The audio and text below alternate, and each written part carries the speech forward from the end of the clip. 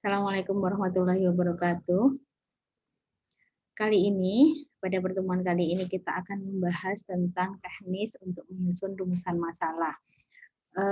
Materi hari ini mudah-mudahan bisa membantu kalian untuk proses penyusunan rumusan permasalahan. Baik, saya akan mulai dengan share materi yang saya sampaikan. Mohon ditunggu ya.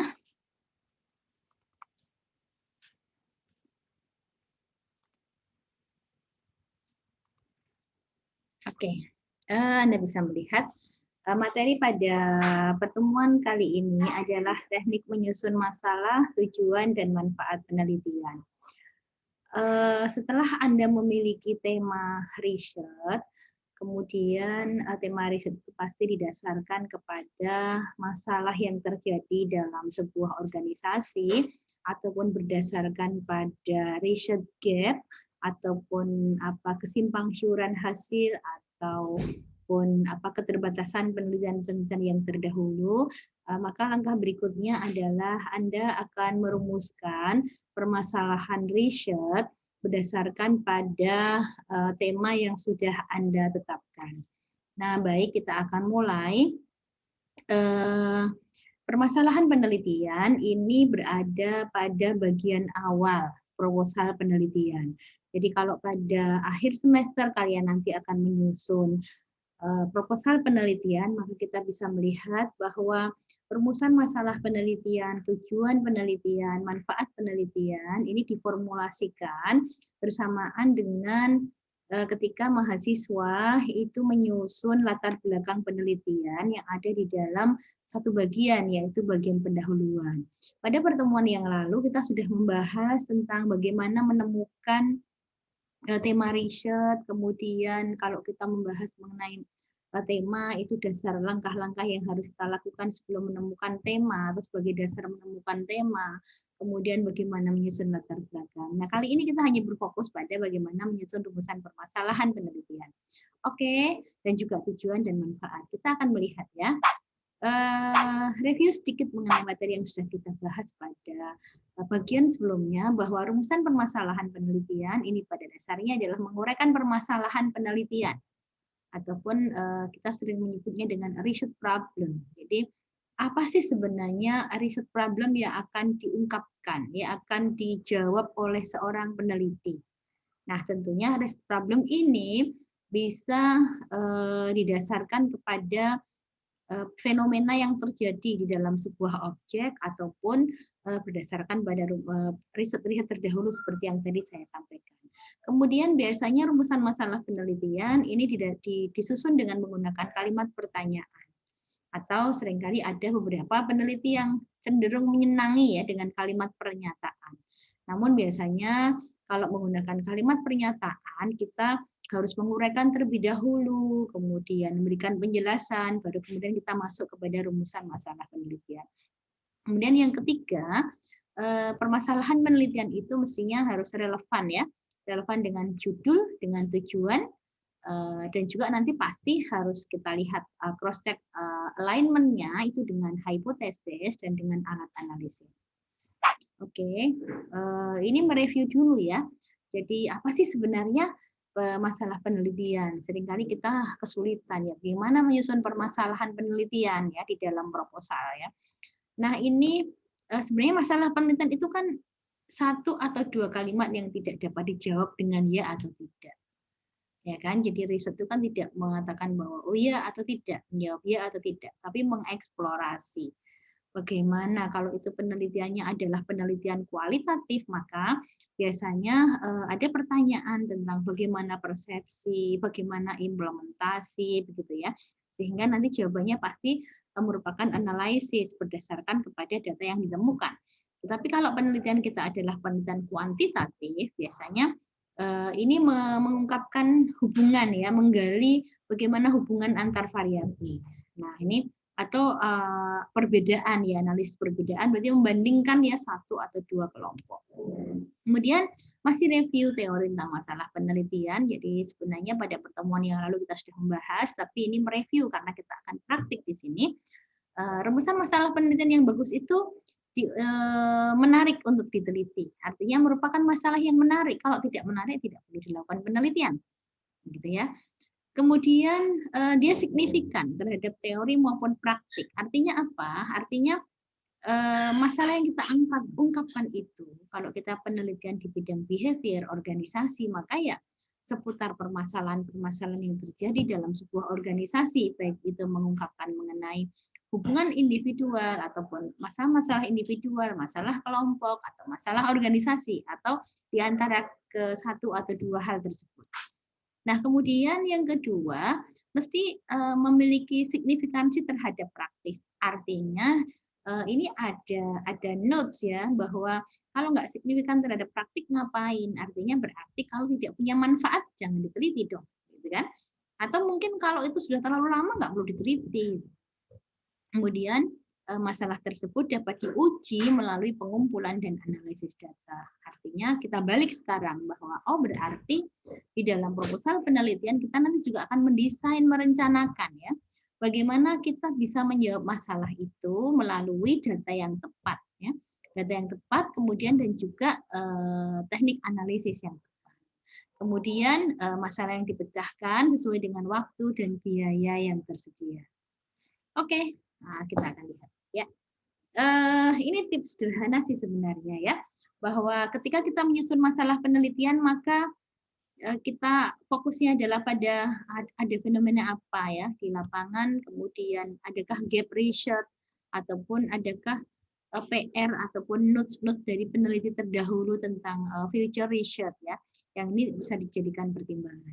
Maka kita bisa menggunakan pendekatan induktif, pendekatan deduktif atau keduanya ya. Nah, silakan dibaca kembali ya materi mengenai bagaimana rumusan permasalahan yang baik dan langkah-langkahnya, dan serta metode-metode di dalam menemukan masalah. Oke, kita akan latihan ya, latihan nanti kemudian mudah-mudahan dari latihan ini bisa memberikan penjelasan kepada kalian tentang bagaimana sih sebenarnya menyusun permasalahan di sini. Oke, ini kita lihat. Misalnya kita memiliki 3 variabel ya. Yang pertama adalah work happiness, kemudian intention to stay. Intention to stay itu adalah keinginan untuk tetap bekerja di organisasi. Kemudian ada, jangan lupa ini adalah mediasi ya, variabel mediasi. Nah, oke, kita lihat di sini bahwa work happiness, kemudian intention to stay maupun kepuasan kerja ini merupakan contoh-contoh ya, contoh sebuah model riset, framework of the research terkait dengan keperilakuan ya, OB, organizational behavior. Nah, kemudian dari sini coba kita lihat karena kita punya 3 variabel dan intention to stay ini menjadi faktor Y-nya ataupun faktor endogenous variabel, kemudian ini exogenous variabel, ini juga endogenous variabel, tapi lebih spesifik kita biasa menyebut dengan mediasi atau faktor variabel mediasi atau variabel mediator. Oke, nah coba kita lihat hubungannya. Jadi si peneliti ingin melihat apakah work happiness ini berpengaruh terhadap intention to stay. Work happiness adalah kebahagiaan di tempat kerja ya. Kemudian apakah dia akan mempengaruhi, akan meningkatkan ya ketika orang itu menjalankan pekerjaan, ada iklim kebahagiaan di tempat kerja, apakah kemudian akan berdampak pada meningkatnya keinginan untuk tetap bekerja. Nah, ini intention to stay. Kemudian hubungan antara keduanya ini dimediasi oleh kepuasan kerja, sehingga kita bisa merumuskan menjadi 3 permasalahan. Yang pertama adalah kebahagiaan di tempat kerja berpengaruh positif dan signifikan. Jadi terhadap intention to stay. Nah, karena sifatnya adalah semakin bagus, semakin bahagia, semakin memiliki attitude kebahagiaan, maka mesti dia akan semakin mencintai pekerjaan. Sehingga hubungannya atau arah hubungannya adalah positif. Demikian pula untuk work happiness dan kepuasan kerja juga positif. Kepuasan kerja dengan intention to stay positif. Artinya apa? Artinya semakin senang karyawan, semakin meningkat kepuasan kerjanya, maka keinginan untuk tetap bekerja itu akan tinggi. Nah, berdasarkan kepada kerangka konsep ini, maka kita bisa menyusun masalah yang pertama. Ya, apakah kebahagiaan tempat kerja, work happiness berpengaruh positif dan signifikan terhadap keinginan untuk tetap bekerja. Yang kedua, apakah kepuasan kerja berpengaruh positif dan signifikan ya terhadap keinginan untuk bekerja.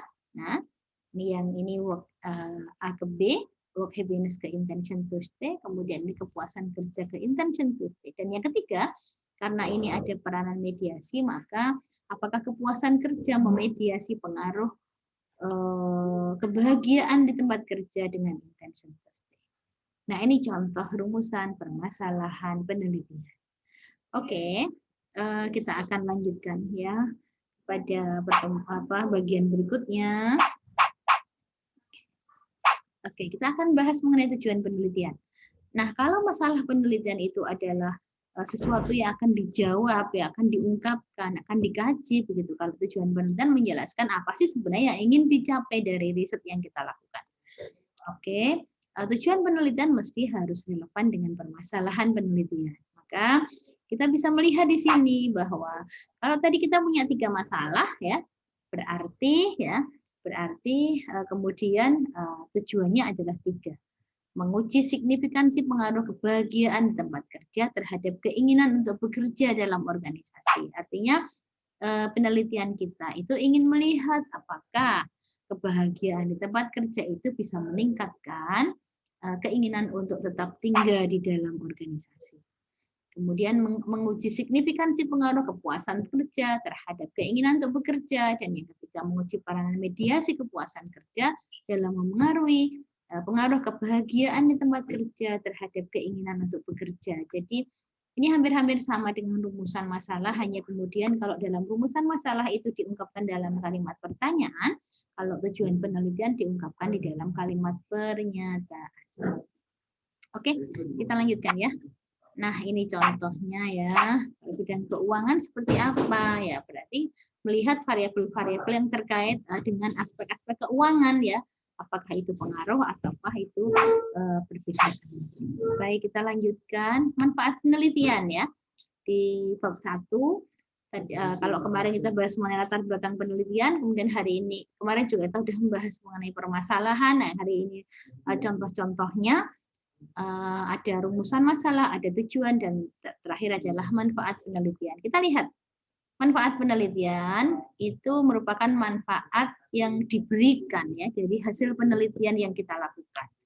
Nah, kita biasanya membagi manfaat penelitian itu ke dalam 3 bagian. Yang pertama adalah manfaat bagi pengembangan ilmu, khususnya di bidang yang dikaji. Artinya berarti memberikan kemanfaatan, kalau kita di SDM ya berarti memberikan kemanfaatan di bidang SDM, khususnya terkait dengan tema yang sedang kita kaji.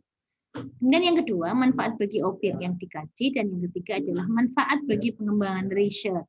Bagi objek tentunya ya, kalau bagi pengembangan ilmu ya berarti memberikan masukan terhadap atau memberikan tambahan bukti empiris ya, bukti riset terkait dengan hubungan antar variabel, kalau itu menganalisis hubungan terkait dengan pengaruh variabel X terhadap Y, kalau itu menganalisis pengaruh. Nah, yang kedua, manfaat bagi objek yang dikaji. Artinya bagi objek itu bagi perusahaan yang dikaji. Kalau itu kita melakukan penelitian di UMY misalnya, dengan sampel adalah para karyawan tenaga kependidikan, maka manfaat bagi objek itu apa sih? Misalnya tadi meneliti tentang work happiness terhadap keinginan untuk tetap tinggal dengan mediasi kepuasan kerja. Terus ngapain kalau sudah melakukan penelitian itu? Tentunya memberikan kemanfaatan atau memberikan masukan tentang work happiness, bagaimana dampak work happiness terhadap kepuasan kerja, terhadap intention to stay. Next, kemudian biasanya ditulis dalam dimensi manfaat bagi pengembangan riset. Biasanya si peneliti itu akan memberikan direction for future research, begitu ya, memberikan arahan, memberikan masukan untuk penelitian yang akan datang. Kira-kira, gitu ya, untuk penelitian yang akan datang, kira-kira apa sih yang akan sebaiknya yang dilakukan. Misalnya, biasanya ini diberikan oleh peneliti ketika dia menghadapi kendala-kendala, misalnya respon rate-nya tidak tinggi, kemudian ketika data cross-sectional ada data-data yang nggak valid, dan seterusnya ya. atau mungkin tidak bisa menjawab hipotesis yang dirumuskan, sehingga memberikan revisi, memberikan masukan ya bagi penelitian. Next.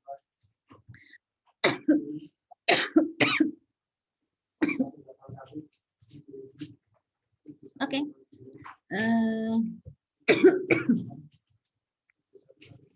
Maka kita masuk ya pada contoh-contoh. Minggu lalu kita membahas mengenai bagaimana membangun konsep riset. Kita berikan contoh sebuah model ya, kerangka teori ya, bahwa ada hubungan antara iklim etis, kemudian motivasi kerja sebagai anteseden perilaku inovatif, kemudian menempatkan kepuasan kerja sebagai variabel mediasi. Sehingga kalau dari judul ini kita melihat, nah ini dia model risetnya. Kita tahu bahwa X-nya adalah iklim etis, kemudian motivasi, kemudian Y-nya adalah perilaku inovatif, kemudian ada kepuasan kerja sebagai mediasi. Sehingga dalam penelitian ini kita memiliki kepentingan untuk menguji dua aspek mediasi ya. Yang pertama adalah kepuasan kerja memediasi pengaruh iklim etis terhadap perilaku karyawan, dan yang kedua memediasi peranan kepuasan kerja, menguji peranan kepuasan kerja sebagai mediasi motivasi terhadap perilaku. Oke, dari sini teman-teman, dari sini para mahasiswa kita bisa merumuskan masalah. Nah, ini apa? Apakah iklim etis berpengaruh positif dan signifikan? Ini penting ya, arah hubungan itu penting. Jangan lupa bahwa ketika kita nanti menghipotesiskan, kemudian merumuskan, kita harus paham sepaham-pahamnya tentang bagaimana hubungan antar variabel. Kalau iklim etisnya bagus, kira-kira kepuasannya meningkat atau menurun. Nah, ini menentukan, oh dia berarti arah hubungannya positif atau negatif. Kalau secara logika ketika iklim etisnya semakin bagus, maka karyawan akan senang. Senang itu adalah sebuah representasi dari kepuasan kerja. Berarti hubungan antara iklim etis dengan kepuasan kerja itu adalah positif. Yang kedua, motivasi terhadap kepuasan kerja. Oh, positif apa negatif? Ya, kita bisa logikakan. Kalau dorongan untuk bekerja itu tinggi, dorongan yang dimiliki oleh seorang itu tinggi, dia akan semakin puas apa semakin tidak puas, begitu ya, dan seterusnya. Oke, dari sini kita punya 7 permasalahan ya. Jadi tadi iklim etis berpengaruh terhadap kepuasan kerja kah? Dan nomor 2, apakah iklim etis berpengaruh positif signifikan terhadap perilaku inovatif kah? Nomor 3, apakah motivasi berpengaruh positif signifikan terhadap kepuasan kerja kah? Apakah motivasi berpengaruh positif signifikan terhadap perilaku inovatif? Apakah kepuasan kerja berpengaruh positif signifikan? Nah, ini positif dan signifikan kita perlu tekankan karena hasil itu kan nanti bisa positif, bisa negatif. Nah, kita mau mengarahkan kemana nih? Tentunya diarahkan dengan teori yang ada. Terus kemudian, karena kita punya tadi ya, kita kembali ke model bahwa kita itu memiliki aspek kepuasan kerja yang dia bisa memediasi dua hubungan nih, hubungan antara kepemimpinan dengan perilaku dan hubungan antara motivasi dengan perilaku. Sehingga kemudian rumusan masalah yang ke-6 dan ke-7 ini menggambarkan tentang aspek mediasi. Jadi apakah kepuasan kerja memediasi ya pengaruh iklim etis terhadap perilaku Y-nya adalah perilaku inovatif. Kemudian yang yang ke-7, apakah kepuasan kerja memediasi pengaruh motivasi terhadap perilaku etis karyawan. Demikian adik-adik semuanya, terlalu cepat. Ya, oke, semoga menginspirasi. Kemudian saya memberikan contoh lagi. Ya, coba Anda bisa membaca. Saya berikan contoh. Misalnya, ini saya berikan contoh, judulnya adalah pengujian model student engagement. Student engagement itu adalah keterikatan mahasiswa pada perguruan tinggi. Jadi diuji ya, menguji model student engagement dan student burnout di perguruan tinggi. Kita akan melihat apakah student engagement dan student burnout itu saling berpengaruh ya. Kita lihat, oh ini.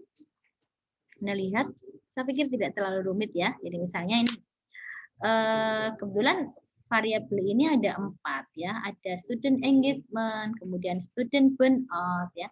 Tapi kemudian mengambil 2 variabel sebagai anteseden, yaitu gaya mengajar dosen. Oke, Anda bisa langsung bayangkan, oh iya ya, gaya mengajar dosen itu mempengaruhi minat kalian nggak?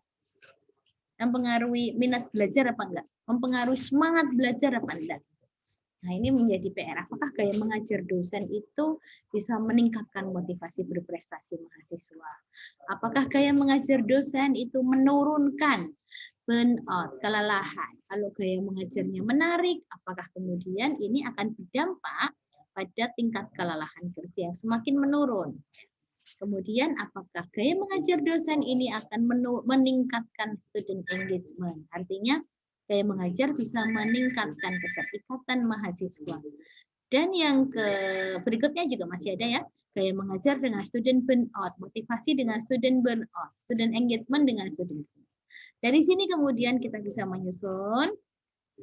Oh ya, ini jangan lupa ya, saya mengingatkan pertemuan kemarin kita sudah membahas bahwa hubungan antar variabel yang kita susun itu harus berdasar. Tidak bisa asal mengkaitkan. Dari mana dasarnya? Nah, dasarnya adalah dari riset-riset terdahulu. Maka Anda perlu menyampaikan, misalnya kalau dalam model tadi ya, ada iklim etis itu siapa saja. Iklim etis dengan kepuasan itu penelitian orang lain yang terdahulu, siapa saja melakukan penelitian yang sama. Ya, kita tuliskan ini penelitian Ahmadi, Yoga, dan seterusnya. Sehingga berarti kalau ada pertanyaan, apa sih dukungan, apa alasan Anda mengkaitkan antara iklim etis dengan kepuasan? Anda bisa menjelaskan ya dengan hasil-hasil riset terdahulu yang memang kemudian menyimpulkan ya bagaimana efek hubungannya. Oke, nah ini rumusan masalah. Nanti Anda bisa melihat, tolong Anda lihat disesuaikan dengan modelnya. Oh ya, gaya mengajar dengan motivasi, gaya mengajar dengan student engagement, motivasi dengan student engagement gitu kan. Kemudian motivasi dengan dan seterusnya ya sampai 8. Kenapa 8? Karena ada 2 peranan mediasi, betul kan? Jadi ada 2 peranan mediasi. Nah, oke, sekarang tujuannya sama dengan contoh yang di depan tadi bahwa tujuan penelitian itu dalam kalimat pernyataan kita bisa berbasis saja pada tujuan masalah penelitian, kemudian kita reformulasi ya, reformulasi, rewrite gitu ya, rewrite, kemudian kita tulis itu menjadi sebuah tujuan penelitian.